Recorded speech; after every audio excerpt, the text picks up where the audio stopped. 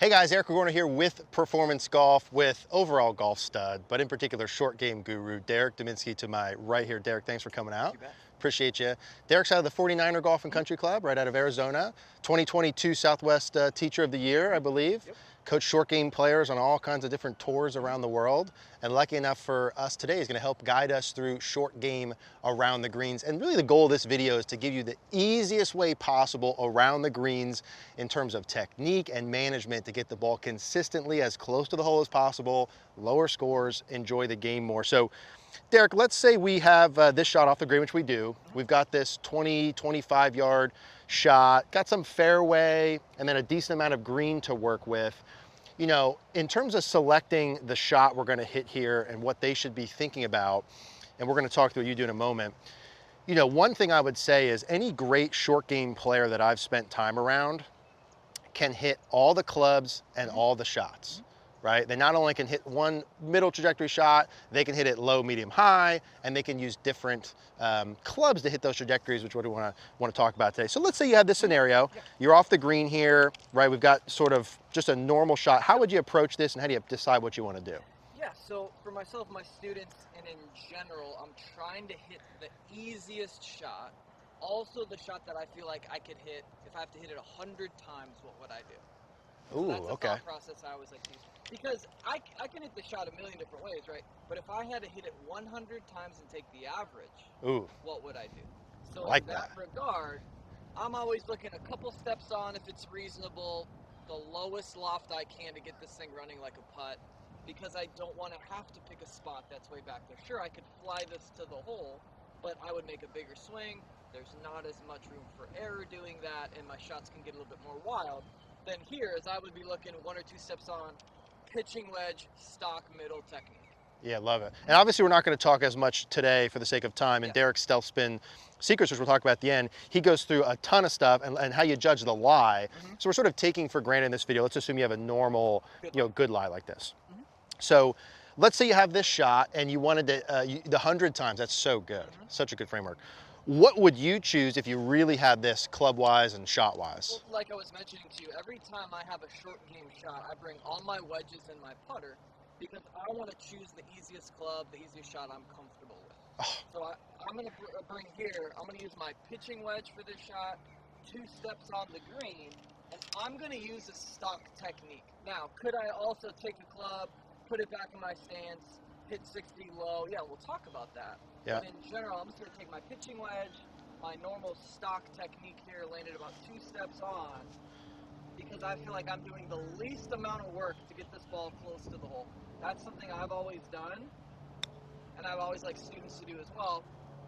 So I feel like I can land it there, I can get the distance control day in and day out like that. So already before we even dive into technique, there's 2 things there that I think if you're being honest with yourself, maybe you don't do. I think very few people. He walks up to the shot with all 4 wedges and a putter and then asks himself, after he assesses the lie, if I had to hit this shot 100 times, what would give me the greatest odds of success? I think if they just did that, right? That's why for a lot of people, I love them just putting it, because I think 100 times they will hit less terrible shots than anything else. Or it sounds almost too simple, and people don't love it because they want to hit that one sexy shot, but usually if they're struggling for score, it's because they try to hit that sexy shot. So, you know, one of the main things with trajectory, there's sort of 2 camps to it.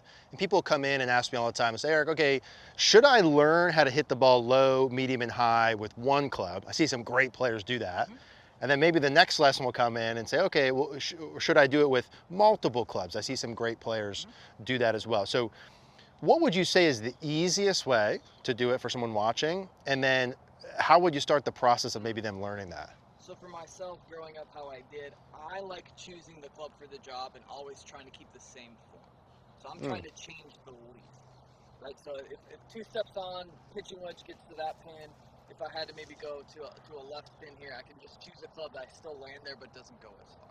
Now, I know that. Now, if someone doesn't have a lot of time to practice and they just go to the green with one wedge, sure, I still love building the skill of low, medium, and high and having those shots. it really does come down then to what's working for that person. If someone says, hey, I use one club around the greens, and I say, you haven't got up and down this year, I don't really care that they use, Right. that they use one club around the greens, so we can debate that. Yeah, I like that. So if in terms of controlling trajectory, so it's interesting what you said. You said you like to do it the easiest way possible and change the least. And actually changing the least is by changing club, Yes. because you're changing the least technique. Yes, and really it helps eliminate that low shot, right? Yeah. So I don't have to put 60 way back in my stance. I just take a club with less loft. So in general, then all we need is medium to middle technique, and then maybe a high shot. That's it. And let's say just for this, we hit a pitching wedge to that hole. That was kind of a normal shot. Yep. Let's say if we just hit one with each of the clubs, like if you were going to hit sort of your stock 60, Yep. that might be for a shot where almost like this front pin where there's not a lot of green to work with. Exactly. Yeah. Stock 60 would be perfect for that. Yep. Yeah. Yep. Why don't we let's hit a stock 60. We can go in line with the pin, Derek, Yeah. but maybe just, distance-wise, even with the front pin, just for them to see. This is where practicing where you're able to land it. So I'm going to try to land this essentially where I just did my pitching wedge. Okay. And then all we should see is less roll up because I'm allowing the loft to stop the ball. So the 2 steps on. And we'll notice that that's just going to be quite a bit shorter. Yeah, got it. Okay. So now if we use, let's say, your next wedge up, and we landed the ball in the same sort of spot, that'll go somewhere in between those. Exactly. Yeah, okay. 54-degree, same thing. But technique-wise, too, in terms of ball position, the feels, you're not really changing too much It's here. very middle technique. Yeah. My stock shot's kind of medium low. So I'm not trying to hit it low or hit it low, hit it high. It would just be my normal stop, which is just a small draw pattern if anything. 2 steps on, right where those last two go right between. Yeah, beautiful. Now, would you have a wedge that you would hit in between those last 2 balls still even, maybe? Yeah, that would be my, so between those two I'd go 50-degree. Yeah. Most likely to get between those, yeah. So I think hopefully we can see sort of how each ball progressively would go past the last one. And if someone wanted to learn how to do that, is that an easy way to start? Totally. All we do is we put a towel. You would go to a very flat green. We put a towel down, and you would start to see if I land my 60, where it rolls out to. My next wedge would then roll somewhat past that. My next would roll somewhat past that. So you can start to get into that, hey, this club flies 50%, rolls 50%. Some people like to think of it that way. I've got no problem with just having a plan. I just love when people have a plan. Right. It's like, hey, this is my 50, carries 50, rolls 50. Okay, great. They seem somewhat educated rather than, oh, I'm going to give this club a try, I guess. Yeah, exactly. And the main thing to change the trajectory, if they got to hit the shots, right? Like loft is the main deal. Yeah. And so if you want to change the ball in terms of how low or high it goes, the easiest way to change loft is just by changing the club in your hand, keep the technique the same. And I would recommend that so that I don't have to start moving the ball around and feel like I have to have these different swings or different shots. Yeah. Too much. So if we get really good at that stock shot, switch clubs, that takes care of about 75% of short gaming I've found. Yeah, it's crazy. With that, and I hope that you guys learn that skill. I'm telling you, it's so much easier, especially in the beginning part of the process. You have a little bit of time to practice with it. But that said, let's say they're watching, they're like, that's cool, love it, but I really want to learn how to do things with just one club, which we would probably recommend either way from a skill perspective. Great for skills. I would want everyone to do it. I'm able to hit shots with this club. I would prefer to do that because I'm used to it and it works for me, but that doesn't mean I can't hit it high, low, and medium with this wedge. Yeah, exactly. So have both in your arsenal, right? Any good wedge player I've worked with has both. So let's stay to the same hole just for now to keep this simple. And let's work through a medium first, and then let's go into a lower and then a higher. Now, what's the reason we want to hit different trajectories, guys? Like, obviously when you're playing, your ball could be anywhere, the pin could be anywhere. You're going to face a lot of different shots on the course. We're demoing just to kind of one hole to show. But the reason that they need to have this, right? Versatility out on the course. Yeah. So let's say maybe there was something I've got to hit low, there's a bunker in front of me, I have to hit it high. It's having these skills to manage those situations. Yeah, for sure. So let's say medium. Now, what wedge do we have there, Derek? This is going to be my 60-degree. 60-degree medium. Show the most high, low, and differences with it. Yeah, let's do it. That's a good wedge usually to practice with because it gives me the high free essentially, so I can kind of work some low and I can elevate it as needed a little bit as well. So let's say we're going kind of medium trajectory and we're going to that pin back there. You would go through the same process of like, where am I going to land this? Exactly, yeah. that's where I would recommend and I would prefer to land something closer. But if I do choose 60 with maybe medium trajectory, it'd be maybe 5 steps on or so. And then me thinking that, you know, maybe there was a ridge or something I would want to carry in that situation. But me thinking that I would prefer pitching wedge closer, but I just adjust my spot. Looks like we snapped your wedges. You only got to 60. Exactly. It's like a 60-degree contest, right? It's one of those 3 club turns. Yeah. So this is normal technique, nothing out of the ordinary. Yep. Okay. About 5 steps on. That's sort of our medium trajectory. Yeah. Now let's say, for whatever reason, the rules changed and now you had to hit it lower. Yes. And someone's watching, they want to learn how to hit that lower shot, they don't have that in the bag. Yes. What sort of adjustments are we making for that? We're always trying to do the most at setup. So I'm trying to take this 60 degree and effectively turn it into a different club. So if I had this, I would flip the ball back, lean the shaft. Now, where I would recommend maybe choosing a different club and having more middle technique is if I have the club in this situation, right there, this club is going to want to stick in the ground. So just be aware that that is going to happen. Yeah. So I'm not trying to not have it stick, but I'm going to have it back. I'm going to close the face even a little bit. And this is where you could feel a small draw, if you would, to potentially help lower this. Okay. Then I'm just going to have the ball way back. Because I would choose a different club, I'm just going to really exaggerate and put this thing a mile back. Yep. And here, now I'd land this maybe a step or 2 on the green, put it way back, lean the club.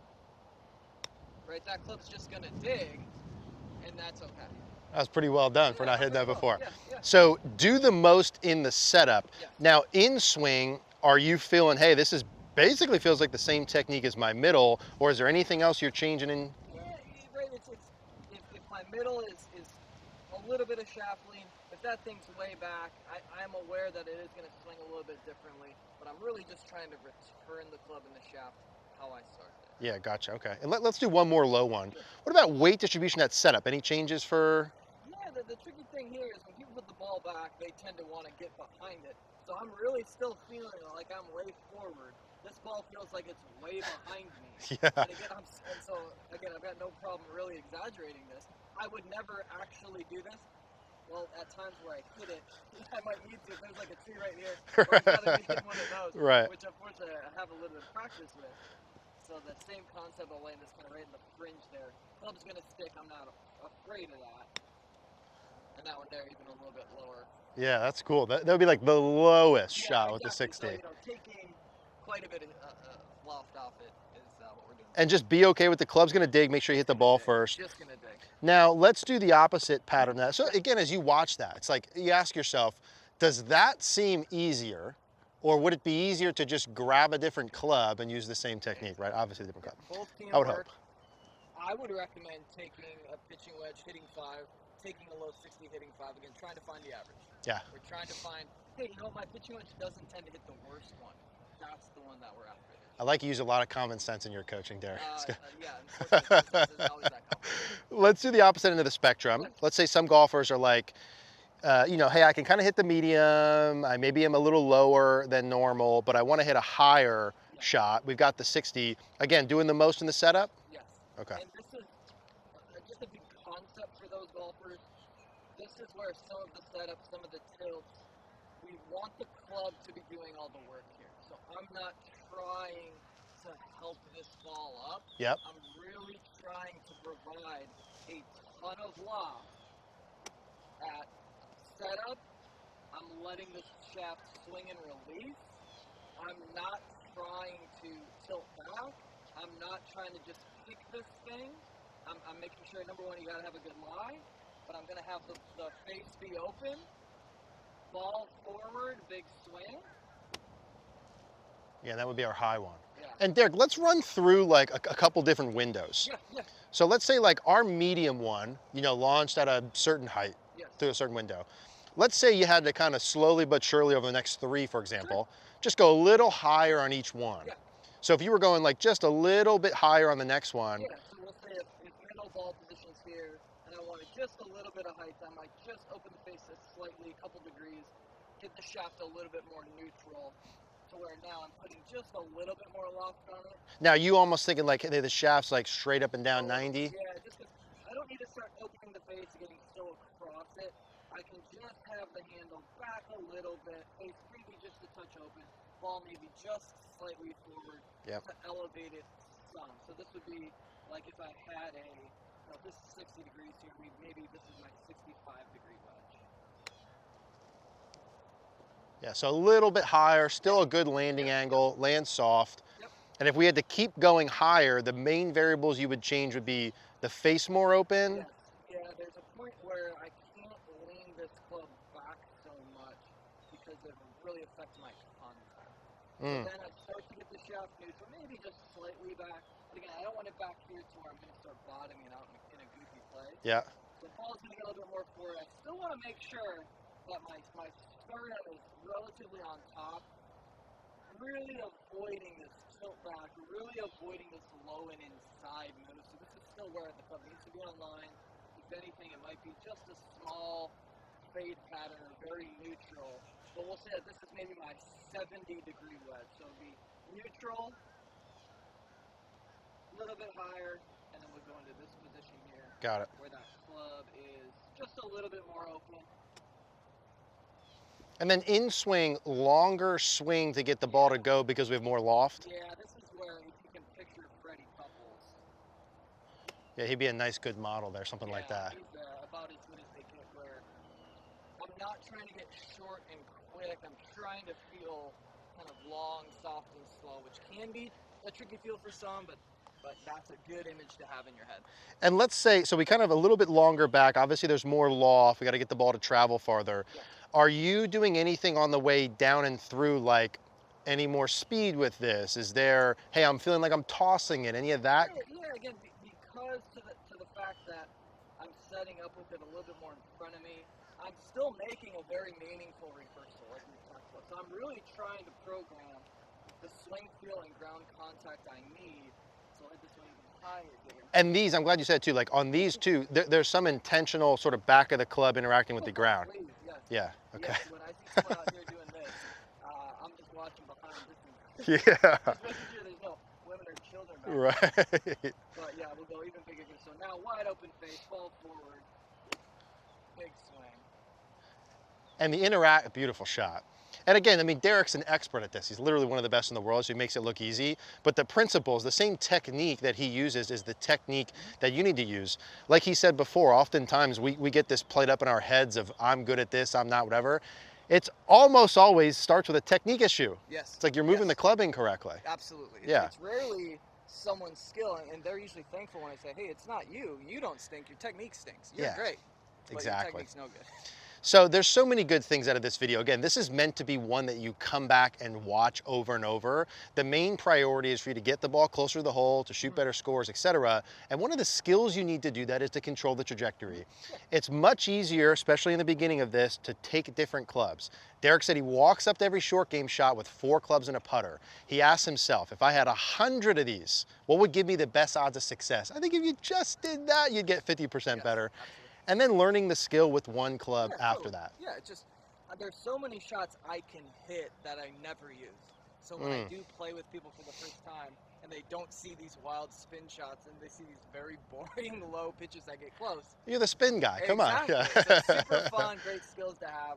But when we're playing for score, if scoring truly matters, I'm always doing the simplest task. Simplest task. So good as always. We're going to talk more about the spin stuff coming up here. This is just a little tidbit of what's in Derek's program, the Stealth Spin Secrets. We're going to put a link down in the description below with a discount for you. Highly recommend you check that out. I watched that. It's super cool. Any questions, as always, just leave us a comment down below.